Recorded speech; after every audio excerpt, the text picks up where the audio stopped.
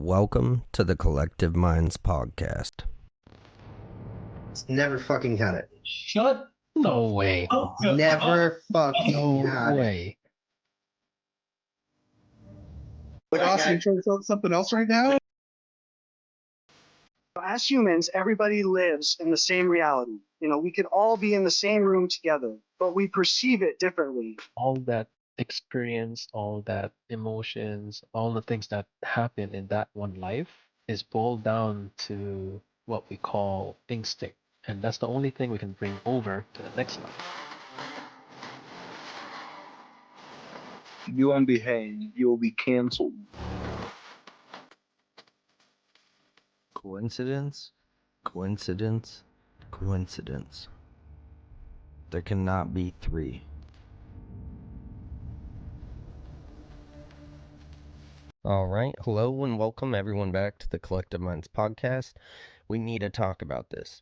So it says at least 25 states plan to cut off food aid benefits in November, and it's probably increasing as we speak. I'm sure a few of you have heard about this, but people are losing their EBT, their food stamps, other benefits all the way across the board because the government is shut down, and Democrats won't make a deal with the Republicans, and the Republicans won't make a deal with the Democrats to open it back up and to continue funding for these programs. 25 states told Politico that they are issuing notices informing participants of the Supplemental Nutrition Assistance Program, SNAP, the nation's largest anti-hunger initiative, that they won't receive checks next month.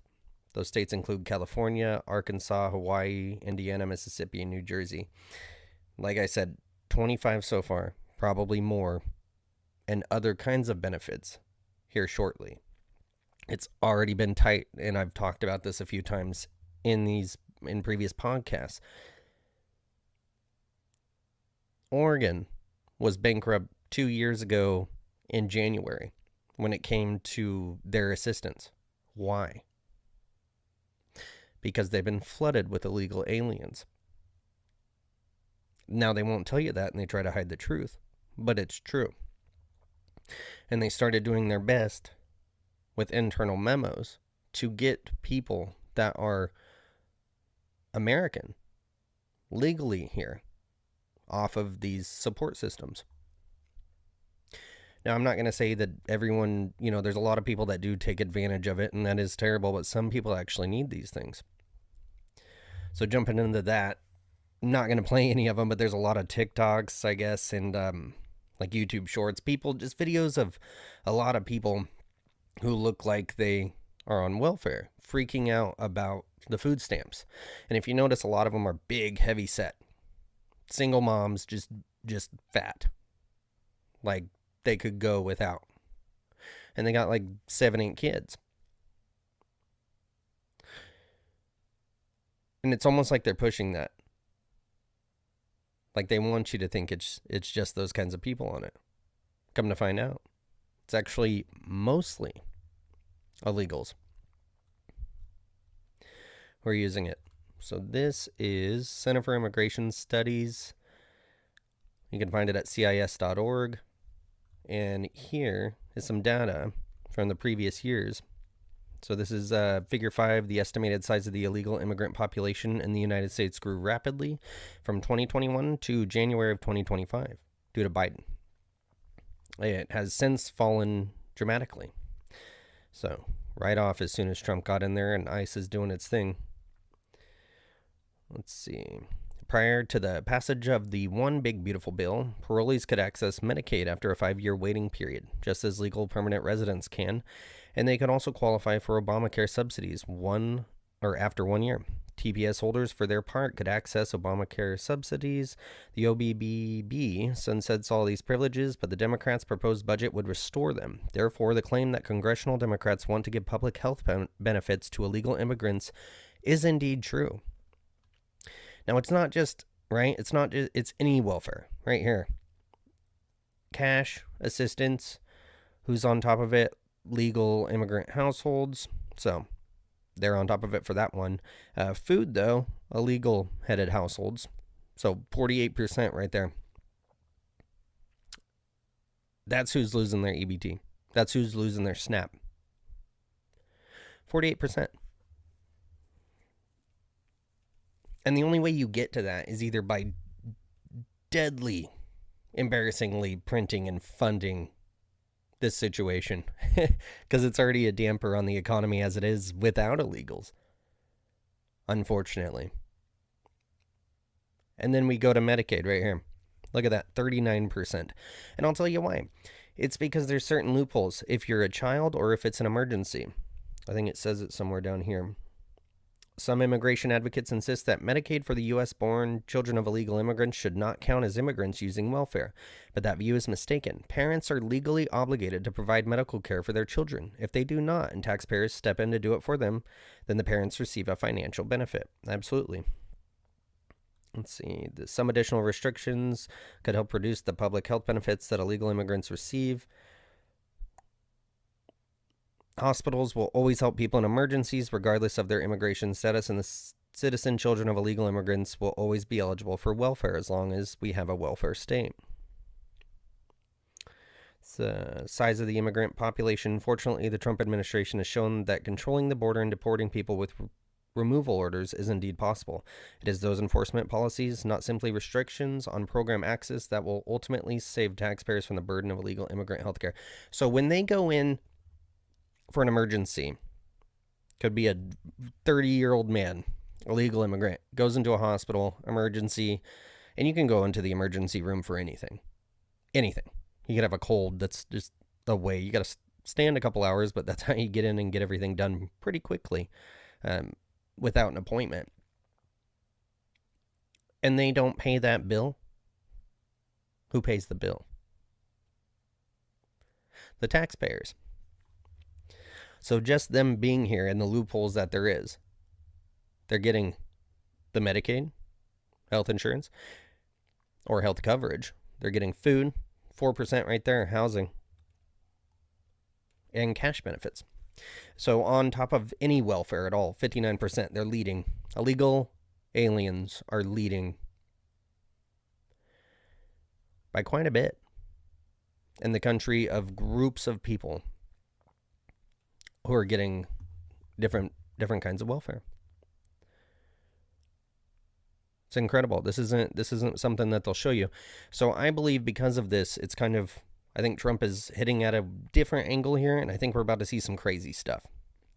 If this goes down this tunnel and it's shut down for another month, and these people can't get food, there's going to be riots. It's going to be insane.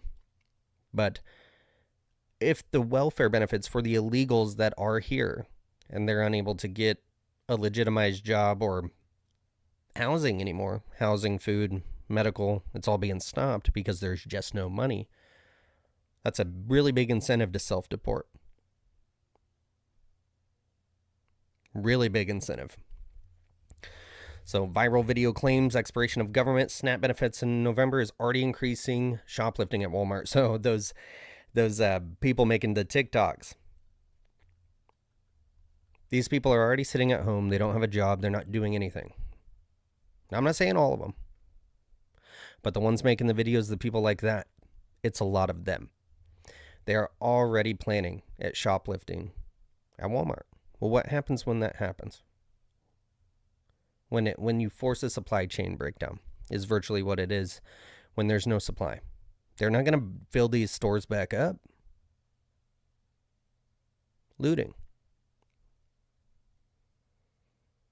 It's going to be like the Summer of Love during the George Floyd riots. And then not only is it going to be looting by these fat, lazy people on drugs, just like that, it's going to be illegals doing it, the ones that are not going to self-deport.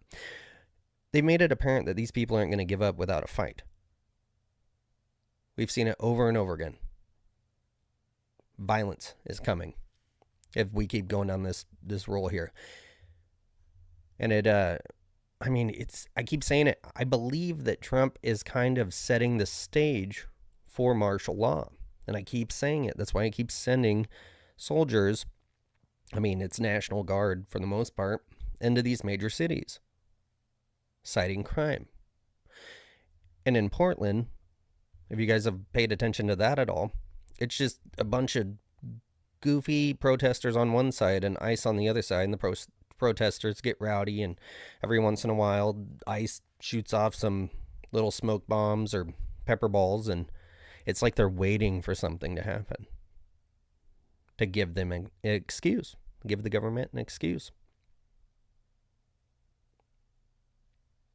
So the most rowdy people, it's the same people out here in Portland protesting ICE right now. It's the same people that have these benefits. You're going to piss them off. They already have nothing really going on. Nothing really to do other than just be in their feelings, which I'm not worried about them. I mean, if it's a good way of getting them to, like, you know, one half to self-deport, the other half to self-tattle on themselves as extremists. I think that's what we're going to see. If, when it comes to food, that can be a national emergency. So in these major cities where there's millions and millions of people, but all of the grocery stores have been ransacked, that's an emergency. That's a right to call for National Guard, for the military to come in. Because people will be starving to death. So, I mean, we talked about it a lot, always have storable food. Whether it's a short-term or long-term emergency, just keep stacking it up. It's like gold. It's like silver. All of it. Now, I am typically pro-conservative and still am on this sense, but that's why I don't say I'm a Republican or right-leaning. But if I'm right, something big is about to happen here, or it could be. Not really fear-mongering. When you see a pattern recognition, and it looks like it looks like the left, what they were doing under Joe Biden. But it's kind of turned up.